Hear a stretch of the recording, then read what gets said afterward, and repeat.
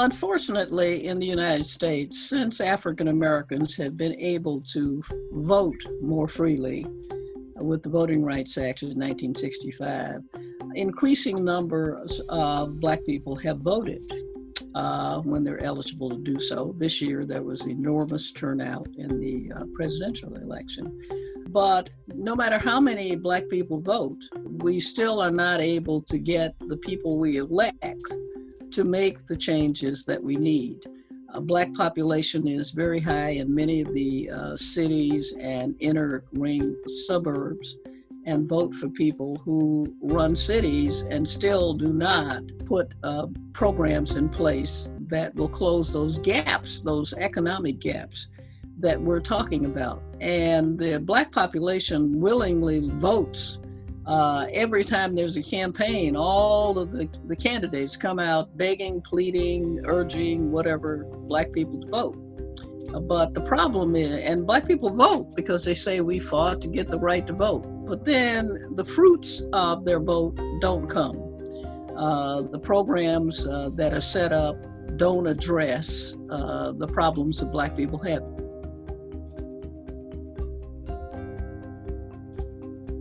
Politicians take us for granted. The Democratic Party, we've been voting for the Democratic Party since Franklin Roosevelt was president in the 1930s. And the Democratic Party wants our vote and takes us for granted. And then after we voted, they might appoint a few people to a few jobs or something in the government.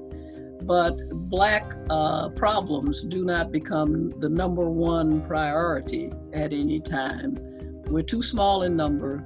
We're reliable voters, Black women especially, vote for at a higher rate than anybody. So the voting hasn't really turned out to be what we thought it would be. And we've learned that you have to use protest and other means in order to get politicians to respond to you.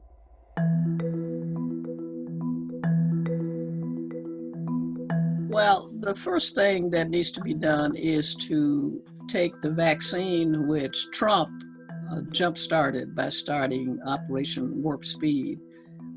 People maybe they don't like to give him credit for it, but he was the one who made sure that the funds went to all those companies so that they could develop this vaccine, to make sure that people get it and that Black people who are disproportionately harmed by it, along with essential workers in the healthcare industry and otherwise, will get it first. The second thing would be to worry about jobs and schools. Our kids are not in school, and the young ones especially cannot learn on Zoom. They have great difficulty learning by looking at the screen, even if they have a computer, and some of them don't have one.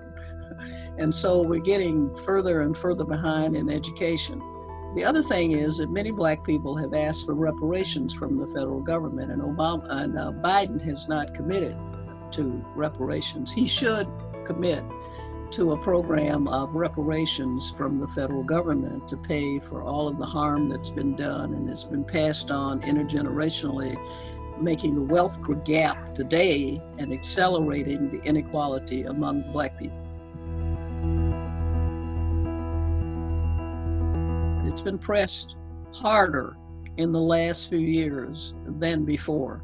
There were congressional hearings that took place that were widely publicized on the subject, explaining it. There's been an upsurge of publications about it and so on, and a lot of discussion. And during the presidential campaign and the primaries, the Democratic candidates, except for Biden, said that they supported the idea. So I think that Kamala Harris is going to be the vice president.